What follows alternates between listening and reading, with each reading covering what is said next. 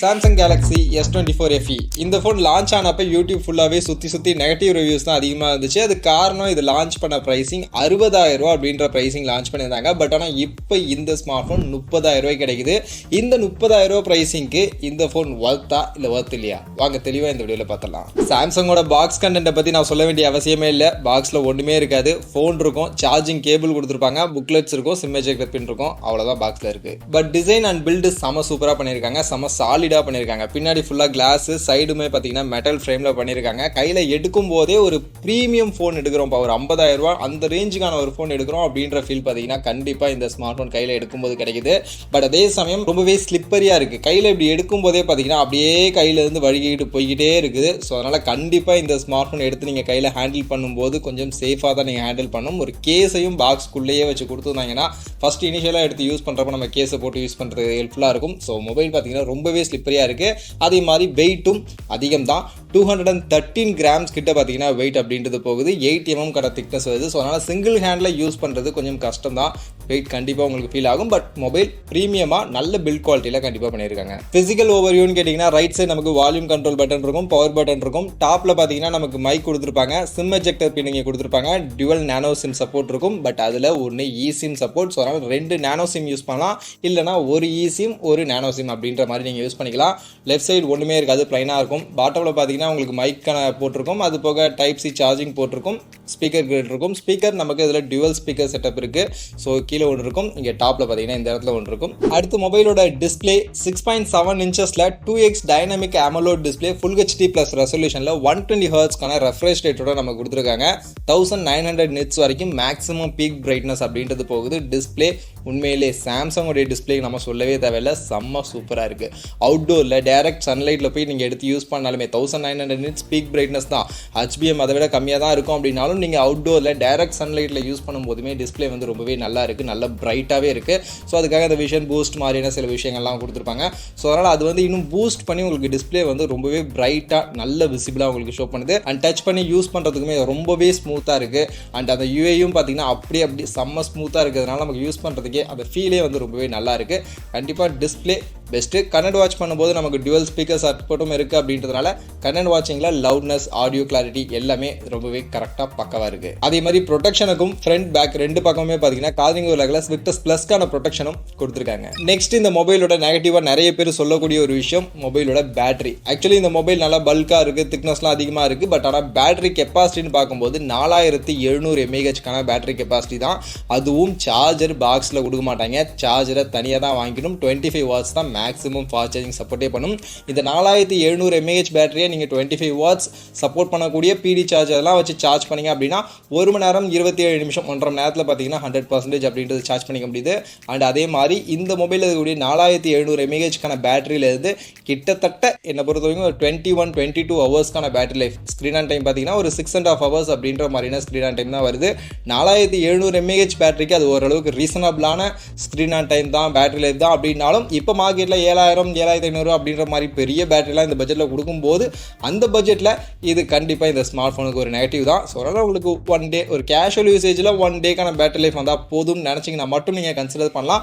அதை தாண்டி இன்னும் நல்லா ஹெவியாக நான் இப்போ யூஸ் பண்ணுவேன், ஹெவியாக யூஸ் பண்ணாலும் 1 டேக்கான பேட்டரி லைஃப்லாம் வரணும்னு நினச்சிங்கன்னா உங்களுக்கு இது செட் ஆகாது. அண்ட் இந்த மொபைலுடைய அந்த பேட்டரி சார்ஜிங்கை டீட்டெயில்டாக டெஸ்ட் பண்ணி ஒரு டெடிகேட்டட் வீடியோவும் நான் போட்டிருக்கேன், வேணும் அதை செக் பண்ணி பாருங்கள். ஆக்சுவலி நீங்கள் கேஷுவல் யூசேஜ்லலாம் பேட்டரி பார்த்தீங்கன்னா கொஞ்சம் நல்லாவே நின்று பேசுது. கேமிங் கேமரா மாதிரியான விஷயங்கள் விளாடும்போது தான் பேட்டரி சல்லுன்னு டவுன் ஆகுது. அதெல்லாம் அந்த வீடியோவில் நல்லா டீட்டெயில்டாக நான் டெஸ்ட் பண்ணி காமிச்சிருப்பேன். தேவை அப்படின்னா அந்த வீடியோ கூட நீங்கள் செக் பண்ணி பாருங்கள். மேலே இல்லைனா டிஸ்கிரிப்ஷனில் நான் லிங்க் கொடுக்குறேன். அடுத்து பர்ஃபார்மன்ஸ் அப்படின்னு வரும்போது ஆக்சுவலி இதில் வந்து உண்மையிலேயே ஒரு நல்ல பவர்ஃபுல்லான ப்ராசர் தான் கொடுத்துருக்காங்க. Exynos 2400E அப்படின்ற ஒரு ப்ராசர். Exynos ப்ராசர் தான் அப்படின்னாலும் 3.1 GHz கிளாக் ஸ்பீடோட இருக்கக்கூடிய ஒரு ப்ராசர். இது செம்ம பவர்ஃபுல். ஆக்சுவலி நான் AnTuTu ஸ்கோர்லாம் ரன் பண்ணும்போது 1.8 மில்லியனுக்கு மேலே பார்த்தீங்கன்னா AnTuTu ஸ்கோர் அப்படின்றது வந்தது. இந்த செக்மெண்ட்டில் இருக்கக்கூடிய நம்ம இந்த OnePlus Nord 5லாம் இருக்குல்ல, ஸோ இதுலேயே பார்த்தீங்கன்னா உங்களுக்கு AnTuTu ஸ்கோர் வந்து 1.5 மில்லியன் கிட்ட தான் வரும். ஸோ அதை விடவுமே பெட்டரான AnTuTu ஸ்கோர் பார்த்தீங்கன்னா ஆக்சுவலி இதில் வந்து கிடைக்குது.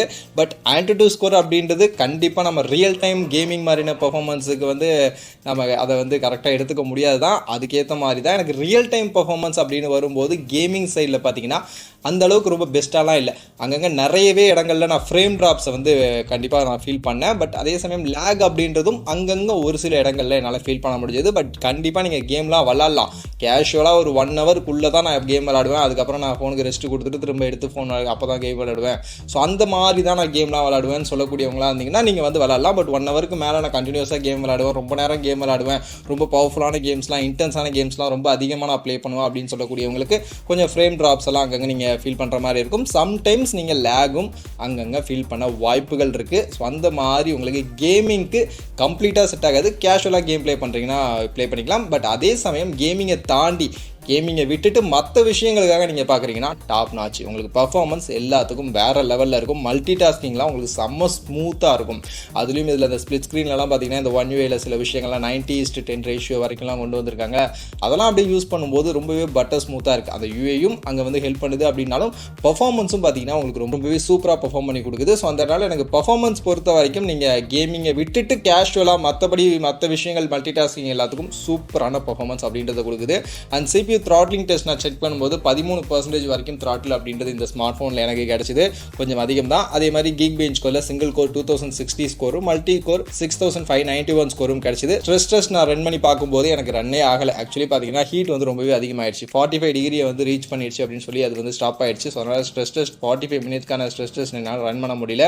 பட் அதே சமயம் நான் நார்மல் யூசேஜில் எனக்கு இந்த மொபைல் ஹீட் ஆச்சா அப்படின்னு நீங்கள் கேட்டிங்கன்னா எனக்கு வந்து அதை வந்து ஒரு பெரிய கம்ப்ளைண்ட்டாக சொல்கிற மாதிரி இல்லை. ஏன்னா நான் இதுக்கு முன்னாடி நிறைய ஃபோன் யூஸ் பண்ணியிருக்கேன். எல்லா ஃபோனுமே பார்த்தீங்கன்னா கேம் விளாடும்போது கேமரா அவுட் சைட்லாம் யூஸ் பண்ணும்போது 40 டிகிரி 41 42 டிகிரியை வந்து ரீச் பண்ணுது. ஸோ அதே அளவுக்கு மேக்ஸ் டு மேக்ஸ் பார்த்தீங்கன்னா 42 டிகிரி அப்படின்றது ஒன் டைம் எனக்கு வந்து இந்த மொபைலில் ரீச் ஆச்சு. பட் ஆல்மோஸ்ட் 40 39 41 அந்த ரேஞ்ச் வரைக்கும் எனக்கு வந்து இந்த மொபைல் டெம்பரேச்சர் அப்படின்றது வந்தது. அது இந்த செக்மெண்ட்டில் கூடிய ஆல்மோஸ்ட் எல்லா ஸ்மார்ட் ஃபோனுமே அந்த ரேஞ்சுக்கான ஹீட் அப்படின்றத கொடுக்குது. பட் என்னன்னா இது வந்து metal body and glass back அப்படின்றதுனால அந்த 39 டிகிரிக்கான ஹீட் வந்ததுமே கையில் எடுத்து நம்ம யூஸ் பண்ணுறப்ப அந்த ஹீட்டை வந்து அதிகமாக நம்மளால் ஃபீல் பண்ணுற மாதிரி இருக்குது. கொஞ்சம் எக்ஸ்ட்ராவாக ஹீட்டாக இருக்கும் அப்படின்ற ஒரு ஃபீல் நமக்கு கையில் எடுக்கும்போது கொடுக்குது. பட் நம்ம தெர்மோமீட்டரில் செக் பண்ணோம்னா 39 40 அந்த ரேஞ்சில் தான் ஹீட் அப்படிங்கிறது இருக்குது. ஸோ அந்த ஒரு விஷயம் தான் மெட்டல் பாடி கிளாஸ் பேக் அப்படின்றதுனால. அடுத்து ரேம் அண்ட் ஸ்டோரேஜ் பொறுத்த வரைக்கும் என்கிட்ட இருக்கக்கூடிய டிவைஸ் பார்த்தீங்கன்னா 8GB RAM 128GB ஸ்டோரேஜ் இருக்கக்கூடிய வேரியன்ட். இதில் LPDDR5Xக்கான ரேம் அண்ட் UFS 3.1க்கான சப்போர்ட்லாம் நம்ம கொடுத்துட்டாங்க. அண்ட் ஸ்டோரேஜ் டெஸ்ட் பண்ணும்போது 59,984 அப்படின்ற ஸ்டோரேஜ் ஸ்கோர் பார்த்தீங்கன்னா எனக்கு இதில் கிடச்சிது. அண்ட் இன்டர்னல் ஸ்டோரேஜுடைய ரீட் ஸ்பீட் வந்து மேக்ஸிமம் 1.8GB வரைக்கும் போகுது. ரைட் ஸ்பீட் 701 Mbps வரைக்கும் பார்த்தீங்கன்னா ரைட் ஸ்பீட் அப்படின்றது போகுது. நான் உள்ள ஃபைல்ஸ்லாம் ட்ரான்ஸ்ஃபர் பண்ணி பார்க்கும்போது எனக்கு ஃபைல் ட்ரான்ஸ்ஃபரிங் எல்லாமே வந்து ஸ்மூத்தாக இருக்குது, நல்லா ஃபாஸ்ட்டாக இருக்குது, பெருசாக பிரச்சனை இல்லை. அதே மாதிரி இன்டர்நெட் ஸ்பீட் பொறுத்த வரைக்கும் இதில் வந்து நான் இப்போ என்னோட பிரைமரி ஜியோ சிம் 5G சிம்மை தான் போட்டு நான் யூஸ் பண்ணிக்கிட்டு இருக்கேன். 5G ஸ்பீட்லாம் பிரச்சனை இல்லை, 5Gயுமே ப்ராப்பராக கிடைக்குது. என்னோட மற்ற டிவைஸ்லாம் எந்த அளவுக்கு ஸ்பீட் கிடைக்குதோ சேம் அதே ஸ்பீட் வந்து இந்த டிவைஸ்லையும் கிடைக்குது. நெக்ஸ்ட் இந்த ஃபோனை வாங்கணும்னு நினைக்கக்கூடியவங்க எல்லாரும் மெயினாக எதிர்பார்க்கக்கூடிய பார்ட் கேமரான்னு வரும்போது பின்பக்கம் நமக்கு 3 கேமரா கொடுத்துருக்காங்க. பிரைமரி 50 மெகா பிக்சலுக்கான கேமரா நமக்கு இருக்கும். அது போக ஒரு 12 மெகா பிக்சலுக்கான அல்ட்ராவைட் கேமரா கொடுத்துருப்பாங்க. அண்ட் 8 மெகா பிக்சலுக்கான 3x டெலஃபோட்டோ கேமரா இதில் நம்ம கொடுத்துருக்காங்க. 3x ஆப்டிக்கல் ஜூம் இருக்கும், 30x வரைக்கும் டிஜிட்டல் ஜூம் போகும். செல்ஃபியில் 10 மெகா பிக்சலுக்கான செல்ஃபி கேமரா நம்ம கொடுத்துருப்பாங்க. அண்ட் நான் இந்த ஃபோனுடைய கேமரா யூஸ் பண்ணி நிறைய ஃபோட்டோஸ், நிறைய வீடியோஸ், நிறைய சாம்பிள்ஸ் நான் எடுத்து பார்த்தேன். எல்லாத்தையுமே நான் உங்களுக்கு அட்டாச் பண்ணுறேன், நீங்களே பாருங்கள். ஃபோட்டோஸ் பொறுத்த வரைக்கும் அப்படியே க்ளோஸ் டு த நேச்சுரலாக இருக்குது. நம்ம கண்ணால் பார்க்கும்போது என்ன கலர் என்ன தெரியுமோ அதை வந்து அப்படியே வந்து எங்களுக்கு எடுத்து கொடுக்குது. அது கூட இமேஜ் கிளாரிட்டி அண்ட் டீட்டெயிலிங்குமே ரொம்பவே நல்லா இருக்குது. ஸோ அதனால் ஃபோட்டோ நமக்கு எடுத்து பார்க்கும்போது ரொம்பவே நல்ல ஃபோட்டோப்பா, நல்ல கிளாரிட்டியாக இருக்குல்ல அப்படின்ற லெவலுக்கு நமக்கு ஃபோட்டோஸ் பார்த்தீங்கன்னா லுக் வைஸ் எனக்கு பர்சனலி கொடுத்தது. அண்ட் டே லைட்டில் மட்டும் இல்லை, ஈவன் லோ லைட்டில் நான் எடுத்த ஃபோட்டோஸுமே பார்த்தீங்கன்னா லோ லைட் ஃபோட்டோஸும் பக்காவாக எனக்கு வந்து எடுத்து கொடுக்குது. பட் சம்டைம்ஸ் இது கலர்ஸ் வந்து கொஞ்சம் நேச்சுரலாக இருக்கிறதுனால நம்ம ரியலாக நமக்கு டல்லாக இருக்கக்கூடிய சில ஏரியாஸ் எல்லாம் ஃபோட்டோ எடுக்கிறோம் அப்படின்னா அந்த இடத்துல வந்து பெருசாக இந்த ஒரு ஆப்டிமைசேஷனும் இல்லாமல் ஆக்சுவல் அது என்ன கலரில் டல்லாக இருக்கோ அதே மாதிரி டல்லான ஃபோட்டோஸும் சில இடங்களில் மட்டும் நமக்கு கிடைக்குது.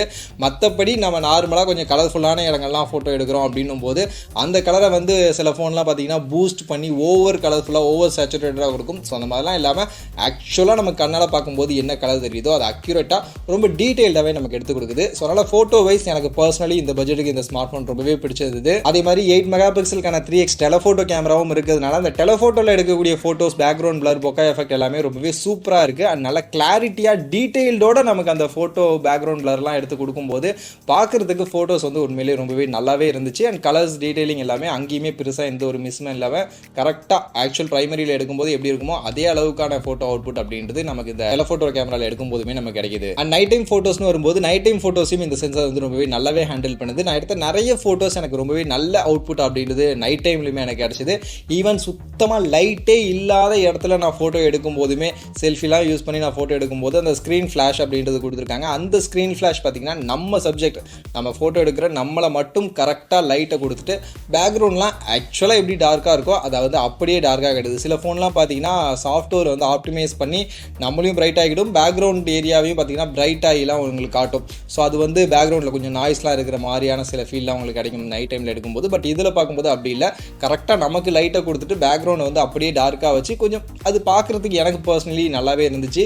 ஸோ அந்த மாதிரியான சில எஃபெக்ட்லாம் நைட் டைம் லோ லைட் எல்லாத்துலேயுமே பார்த்தீங்கன்னா ரொம்பவே சிறப்பாக பண்ணியிருந்தது. செல்ஃபி கேமராலையும் சரி ரியர் கேமராலையும் சரி ரெண்டுத்துலேயுமே எனக்கு ஃபோட்டோ அவுட்புட் அப்படின்றது பர்சனலி ரொம்பவே பிடிச்சிருந்தது. அண்ட் செல்ஃபி கேமராவில் போர்ட்ரேட்லையுமே நிறைய இடங்களில் போர்ட்ரேட் ஃபோட்டோஸ் எல்லாமே ரொம்பவே சூப்பரான போர்ட்ரேட் ஃபோட்டோஸ்லாம் எனக்கு கிடச்சிது. பட் சம்டைம்ஸ் சில இடங்களில் நான் என்னோட ஃபேஸுக்கு பின்னாடி இப்படி கையெல்லாம் வச்சுருக்கும் போது பார்த்தீங்கன்னா கை வந்து வேறு ஏதோ சப்ஜெக்ட்னு நினச்சி அதை வந்து பிளர்லாம் பண்ணிச்சு. ஸோ அதை வந்து கரெக்டாக ரெகக்னைஸ் பண்ண மாட்டேதுன்னு நினைக்கிறேன். ஸோ அந்த மாதிரியான சில இஷ்யூஸ் இருந்தது. அதே மாதிரி ப்ராப்பரான லைட்டிங் இல்லாமல் சப்ஜெக்ட்டுக்கு ப்ராப்பராக லைட் இல்லாமல் கிடைக்கும் போது ஓவராக எக்ஸ்போஷர் பேக்ரவுண்ட்லாம் இருக்கும்போது அந்த டைம்லலாம் மட்டும் நமக்கு ஃபோட்டோ எடுத்தோம் அப்படின்னா கொஞ்சம் நாய்ஸ் அப்படின்றத லைட்டாக ஃபீல் பண்ண முடியுது. ஸோ கரெக்டான லைட்டிங் கொஞ்சம் கரெக்டாக நம்ம சப்ஜெக்ட்டுக்கு கிடச்சிருச்சு அப்படின்னா ஃபோட்டோஸ் வந்து ரொம்பவே நல்லாவே கிடச்சிது. அதே மாதிரி சில எஃபெக்ட்ஸ் எல்லாம் கொடுத்துருக்காங்க. மெயினாக அதில் பார்த்தீங்கன்னா நம்ம சப்ஜெக்டை வந்து கலர்ஃபுல்லாக வச்சுட்டு பேக்ரவுண்டை பிளர் பண்ணி கொடுக்கக்கூடிய அந்த எஃபெக்ட்லாம் பார்த்தீங்கன்னா ரொம்பவே நல்லா இருக்குது. அதில் எடுக்கக்கூடிய ஃபோட்டோஸுடைய அவுட்புட்லாம் ரொம்பவே சூப்பராக எனக்கு வந்து கிடச்சிது. ஸோ அந்த மாதிரியான சில விஷயங்கள்லாம் கேமரா வைஸ் இதில் இன்ட்ரெஸ்டிங்காக இருந்தது. அண்ட் வீடியோ சைடுக்கு வந்தோம்னா வீடியோ பொறுத்த வரைக்கும் இந்த பட்ஜெட்டில் மேக்ஸிமம் 8K வீடியோ ரெக்கார்டிங் சப்போர்ட்லாம் இந்த ஸ்மார்ட் ஃபோனில் கொடுக்குறாங்க. 8K 30 FPS வரைக்கும் நம்மளால் ஷூட் பண்ண முடியும். பட் கண்டிப்பாக 8Kல ஷூட் பண்ணிங்க அப்படின்னா பேட்டரி சல்லுன்னு போய்டும். ஏன்னா 4Kல ஷூட் பண்ணுறப்பே பேட்டரி வந்து ரொம்பவே அதிகமாக ட்ராப் ஆச்சு. பேட்டரி டெஸ்ட் வீடியோ நீங்கள் பார்த்தீங்க அப்படின்னா உங்களுக்கு அதில் டீட்டெயிலாக தெரியும். மற்றபடி 8K 30 FPSல ஷூட் பண்ணிக்கலாம். 4Kல ஷூட் பண்ணுறீங்கன்னா 60 FPS வரைக்கும் மேக்ஸிமம் சப்போர்ட் பண்ணுறாங்க. அதில் வந்து நம்மளால் ஷூட் பண்ணிக்கலாம். வீடியோவுக்கும் இந்த பட்ஜெட்டில் பெஸ்ட்டுங்க. உண்மையிலே இந்த பட்ஜெட்டில் எனக்கு தெரிஞ்சு மற்றபடி OnePlus ஆகட்டும் எந்த டிவைஸ் ஆகட்டும் ஸோ எல்லாத்த விடவுமே எனக்கு இந்த ஸ்மார்ட் ஃபோனுடைய வீடியோ ரொம்பவே பிடிச்சது. ஏன்னா 4K 60 FPSல ஷூட் பண்ணும்போதுமே ஸ்டேபிளாக இருந்துச்சு. ஆக்சுவலி OnePlusலலாம் பார்த்தீங்கன்னா 4K 60 FPS சப்போர்ட் இருக்கும். பட் 1080 பிக்சல் 60 FPSல ஷூட் பண்ணும்போது தான் நல்ல ஸ்டேபிளான அவுட்புட் கிடைக்கும். 4Kல ஷூட் பண்ணும்போது நமக்கு கொஞ்சம் ஸ்டெபிலிட்டி மிஸ் ஆகும். பட் இங்கே 4K 60 FPSல ஷூட் பண்ணும்போதுமே ரொம்பவே ஸ்டேபிளாக நமக்கு அந்த வீடியோஸ் அப்படின்றது கிடச்சிது. அதே மாதிரி நமக்கு 4Kல அப்படின்றதுனால நல்ல கிளாரிட்டியான அவுட்புட்டும் கிடச்சிது. அதனால் வீடியோ சைட்லையும் இந்த பட்ஜெட்டில் எனக்கு இந்த ஸ்மார்ட் ஃபோன் வந்து பெஸ்ட்டாக படுது. அண்ட் நம்ம சாம்சங் கேலக்ஸி அண்ட் OnePlus ரெண்டு ஸ்மார்ட் ஃபோனுடைய கேமராவை கம்பேர் பண்ணி ஒரு டீட்டெயில்டு வீடியோவும் நெக்ஸ்ட்டு மோஸ்ட்லி நம்ம சேனலில் வரும் அடுத்து. ஸோ அந்த வீடியோ நீங்கள் பார்க்கணும் அப்படின்னாலும் வெயிட் பண்ணுங்கள். அந்த வீடியோவில் ரெண்டு ஸ்மார்ட் ஃபோனுடைய கேமராவை கம்பேர் பண்ணி எப்படி இருக்குது அப்படின்றதெல்லாம் இன்னும் தெளிவாக நம்ம பேசலாம். மற்றபடி இந்த பட்ஜெட்டில் 30,000 பட்ஜெட்டில் நான் பேசுகிறேன். அந்த பட்ஜெட்டில் கேமரா சென்ட்ரிக்காக பார்க்குறீங்க அப்படின்னா தாராளமாக கன்சிடர் பண்ணலாம்னு நினைக்கிறேன். அந்த பட்ஜெட்டுக்கு ஒரு நல்ல கேமரா ரியர் செல்ஃபி ரெண்டுலையுமே நமக்கு கொடுக்குது. மற்றபடி அதர் ஃபீச்சர்ஸாக இந்த ஸ்மார்ட் ஃபோனில் நமக்கு ப்ளூடூத் வெர்ஷன் 5.3 இருக்குது, Wi-Fi 6 இருக்குது, IP68 rating and 7 இயருக்கான OS update கொடுக்குறாங்க. ஸோ அப் டு 7 இயர் வரைக்கும் உங்களுக்கு சப்போர்ட் அப்படின்றது உங்களுக்கு அப்டேட்டில் OS வழியாக இந்த ஸ்மார்ட் ஃபோனுக்கு கிடைக்கும். அது ஒரு மிகப்பெரிய விஷயம். அது போக மெயின் பாசிட்டிவ் One UI 8.0ல ஆண்ட்ராய்ட் 16ல இந்த ஸ்மார்ட் ஃபோன் நமக்கு ரன் ஆகிட்டு இருக்கு. One UI பற்றி உங்களுக்கு தெரியும், ஆண்ட்ராய்டில் one of the best UI. உங்களுக்கு UI எக்ஸ்பீரியன்ஸ்லாம் வேறு லெவலில் இருக்கும். இதில் இருக்கக்கூடிய சில ஃபீச்சர்ஸ்லாம் யூஸ் பண்ணுறதுக்கு பார்த்தீங்கன்னா ரொம்பவே ஸ்மூத்தாக இருக்கும். பட்டர் ஸ்மூத்தாக உங்களுக்கு அப்படியே யூஸ் பண்ணுறப்ப டச் பண்ணுறப்பலாம் அந்த ஒரு ப்ரீமியம் ஃபோன்பா அப்படின்ற லெவலுக்கு உங்களுக்கு அந்த UI எக்ஸ்பீரியன்ஸ் அப்படின்றது கிடைக்கும். அது போக நிறைய AI ஃபீச்சர்ஸ்லாம் கொடுத்துருப்பாங்க. ஆண்ட்ராய்டில் இருக்கக்கூடிய AI ஃபீச்சர்ஸில் நிறைய பெஸ்ட்டான AI ஃபீச்சர்ஸ்லாம் இந்த ஸ்மார்ட் ஃபோனில் நமக்கு கிடைக்கும். ஸோ அதெல்லாம் நீங்கள் எக்ஸ்பீரியன்ஸ் பண்ணி பார்க்கணும் அப்படின்னா தாராளமாக இந்த சாம்சங் கேலக்ஸி S24 FE நீங்கள் கன்சிடர் பண்ணலாம். ஸோ ஓவரால் பார்க்கும்போது நான் ஆல்ரெடி சொன்ன மாதிரி ப்ரைஸிங் பார்த்தீங்கன்னா 32,000. என்கிட்ட இருக்கிறது 8GB RAM 128GB ஸ்டோரேஜ். இந்த வேரியன்ட் 32,000 செல் பண்ணுறாங்க. கார்டு ஆஃபர்லாம் அப்ளை பண்ணும்போது 30,000 அந்த ரேஞ்சில் வந்து கிடச்சிடும். அந்த செக்மெண்ட்டுக்கு பார்க்கும்போது உண்மையிலே கேமரா சென்ட்ரிக்கா டிசைன் பில்டு டிஸ்பிளே அந்த மாதிரியான ஆஸ்பெக்டில் நீங்கள் பார்க்குறீங்க One UI அதெல்லாம் நீங்கள் மெயினாக வேணும் அப்படின்னு நினைக்கிறீங்க அப்படின்னா தாராளமாக நீங்கள் கன்சிடர் பண்ணலாம். சாம்சங் ஃபேனாக இருக்கீங்க, சாம்சங் ஃபோன் தான் வேணும்னு நினச்சிங்கன்னா கன்சிடர் பண்ணுங்கள். இல்லை எனக்கு இன்னும் கொஞ்சம் பர்ஃபார்மன்ஸ் பெஸ்ட்டாக இருக்கணும், கேமிங் வந்து நான் ரொம்ப ஹெவியாக புஷ் பண்ணி விளாடுவேன், ஸோ அங்கே எனக்கு பர்ஃபார்மன்ஸ் வந்து பெட்டராக, கேமிங் வந்து இதில் நீங்கள் தாராளமாக விளாட்லாம், கேமிங்லாம் நல்லா தான் இருக்குது, பட் ரொம்ப ஹெவியாக ரொம்ப அதிக நேரம் நீங்கள் இப்போ கேம் ப்ளே பண்ணுவீங்க அப்படின்னா பேட்டரியும் ஃபாஸ்ட்டாக ட்ராப் ஆகுது அண்ட் கொஞ்சம் லேக், கொஞ்சம் ஃப்ரேம் ட்ராப்லாம் அங்கங்கே நீங்கள் நோட் பண்ணுவீங்க. ஸோ அதனால் அதுக்காக சொல்கிறேன், அதை மட்டும் நீங்கள் அட்ஜஸ்ட் பண்ணிக்கணும். மற்றபடி ஹெவியான டெடிகேட்டட் கேமர்ஸ்க்கு என்னை பொறுத்த வரைக்கும் செட் ஆகாது. அதே மாதிரி பேட்டரி உங்களுக்கு கம்மியான பேட்டரி தான், சார்ஜர் பாக்ஸில் இல்லை, அண்ட் மொபைலும் கொஞ்சம் வெயிட்டாக திக்னஸாக இருக்குது. ஸோ அந்த மாதிரியான சில நெகட்டிவ்ஸும் இருக்குது. ஸோ அதனால் உங்களுக்கு அந்த நெகட்டிவ்ஸ்லாம் பிரச்சனை இல்லை, உங்களுக்கு சாம்சங் ஸ்மார்ட் ஃபோன் தான் வேணும் இந்த பட்ஜெட்டில் அப்படின்னு நினச்சிங்கன்னா கன்சிடர் பண்ணலாம். இந்த பட்ஜெட் 30,000 பட்ஜெட்டுக்கு இதுவாக தான்.